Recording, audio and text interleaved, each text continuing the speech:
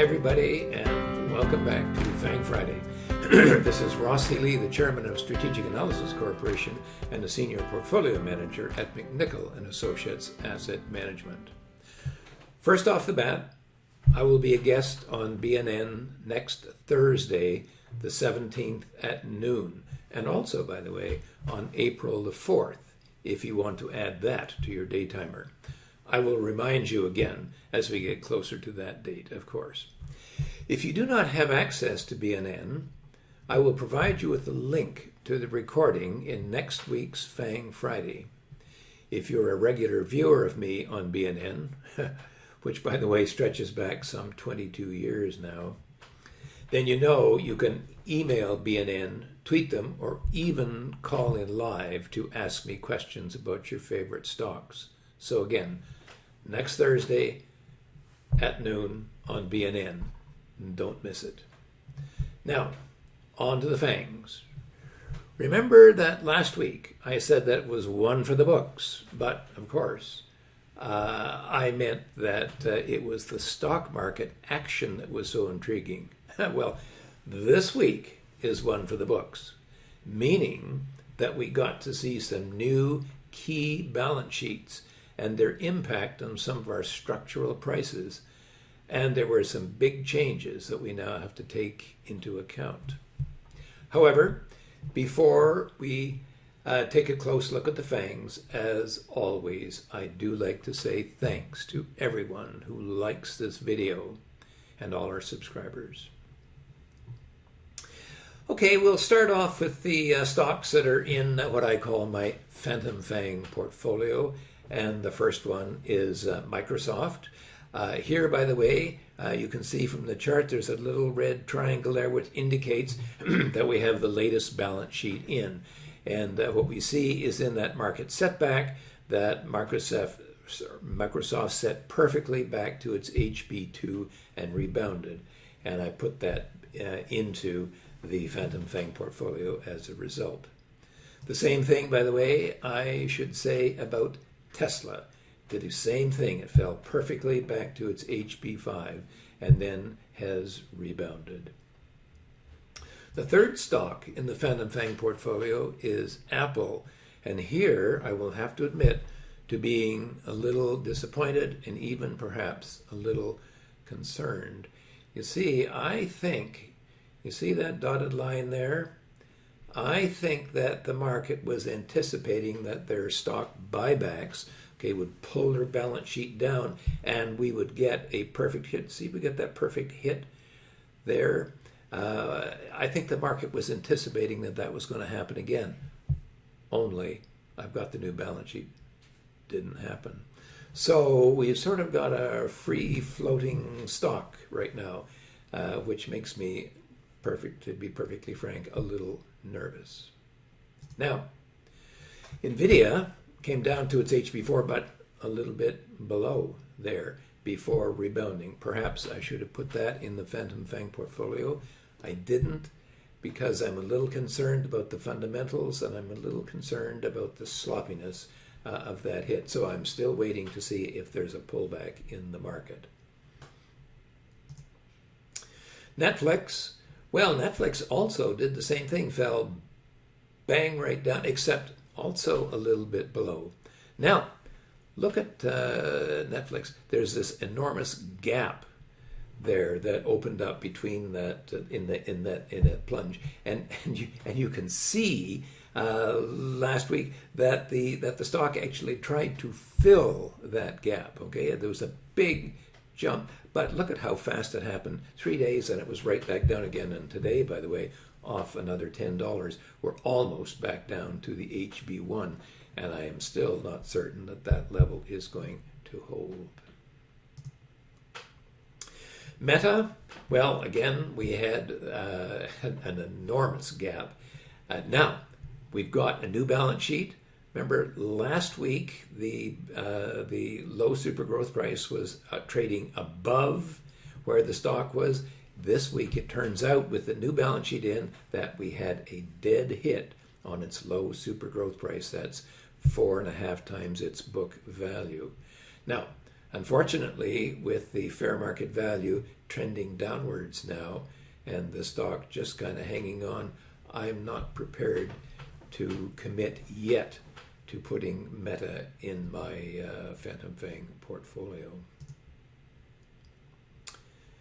Alphabet, again with their balance sheet, nothing much happened. It turns out that the balance sheet was pretty much as projected by the analyst earnings. The stock had a beautiful bounce back right to its volatile price, actually just a little bit tiny below, but that was just an intraday high before pulling back.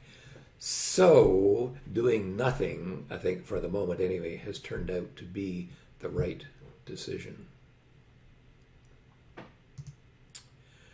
But Amazon, here is now the $64,000 question. It turns out with its new balance sheet, it's in the little triangle there, its new balance sheet, therefore the HB1 price, that's 9.5 times book value, actually took a big move up, and the stock had a perfect hit on that level and held very nicely before rallying. And the question is, what now? Well, let's see. What now? The first thing that I want to do is I want to show you a longer view of Amazon. And in doing so, what I'm going to do is I'm going to show you a very interesting trend.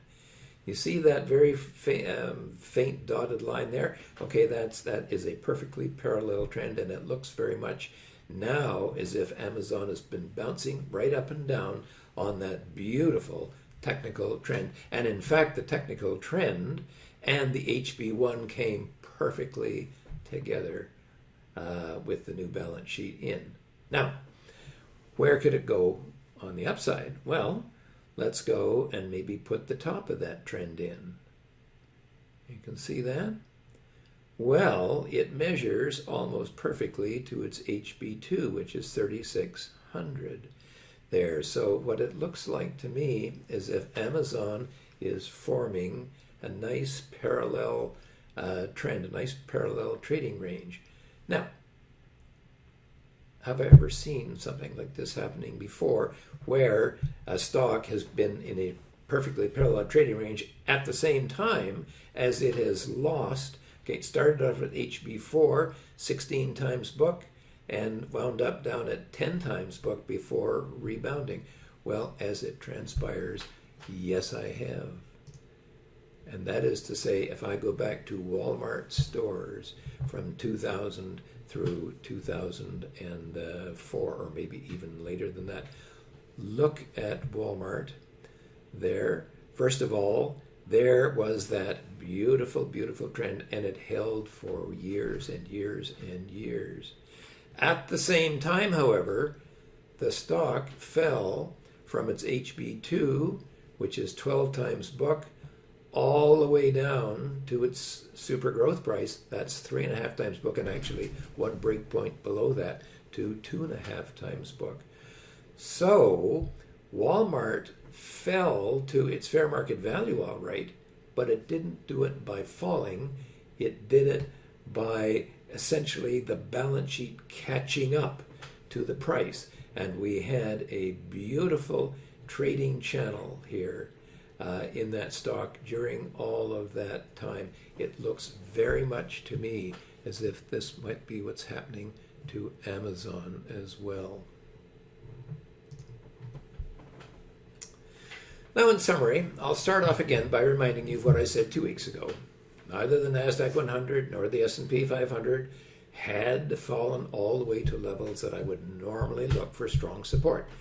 In the past 35 years that I've been working with SVA, if this turns out to be a solid market low before the indices reach technical support, that would be the first time that such a turn has occurred in all that time. Right or wrong, I still suspect that we may yet see a retest of the recent lows. However, there's always a first time, and for now, whether I like it or not, I will go along with what SVA is telling me right today. You will recall that as 3 weeks ago, there was only one stock in my Phantom portfolio, and that was Apple.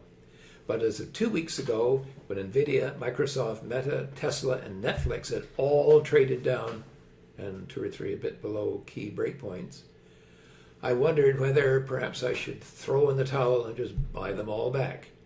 Expected low, be darned. As both Microsoft and Tesla were trading at their key breakpoints, I added them to the portfolio. Nvidia, Meta, and Netflix fell just a little bit below their own. And as I said before that I would act, I'd like to see evidence of a confirmed break back over the line, as it were, before I would be comfortable. Well, the market took care of Meta for me. But both Nvidia and Netflix have broken back over, despite what I believe to be questionable fundamentals as to their outlook.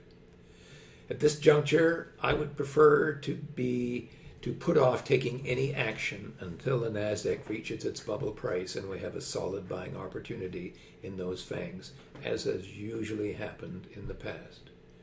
Now, as of last week, both Amazon and Alphabet had snapped back to their breakdown points, but not above them.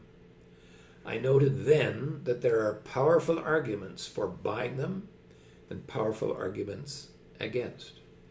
But I was prepared to wait for the judgment of the market before I would act. In the case of Alphabet, masterful inactivity has been the right course of action, and that was indeed the top, albeit, I should add, for now. However, Amazon is a different story, as I showed you with their new balance sheet, and there may be more upside left. If there was ever a case for publishing weekly balance sheets, this stock is it. But they don't. And so I won't act with that new information. So I can't act with that information.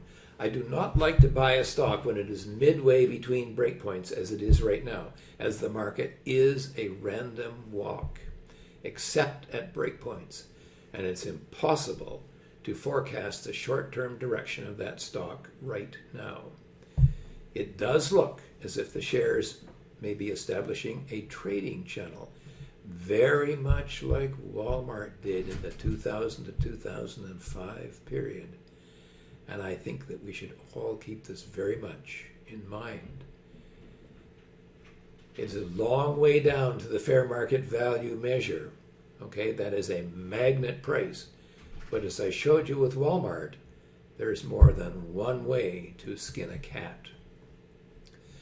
As a final thought, now that you have seen, perhaps all too vividly and personally, how stocks perform in weak markets when there's poor FMV support, if you would like to see where your own stocks are sitting in order to assess the riskiness of your portfolio, email us at info@strategicanalysis.ca, and let's see if SVA can keep you out of trouble and make you money as well. For now, this has been Ross Healy, the chairman of Strategic Analysis Corporation and a senior portfolio manager at McNichol & Associates Asset Management, reminding you to tune in next Thursday for BNN and send any questions that you may have to them. I'll see you all next Thursday.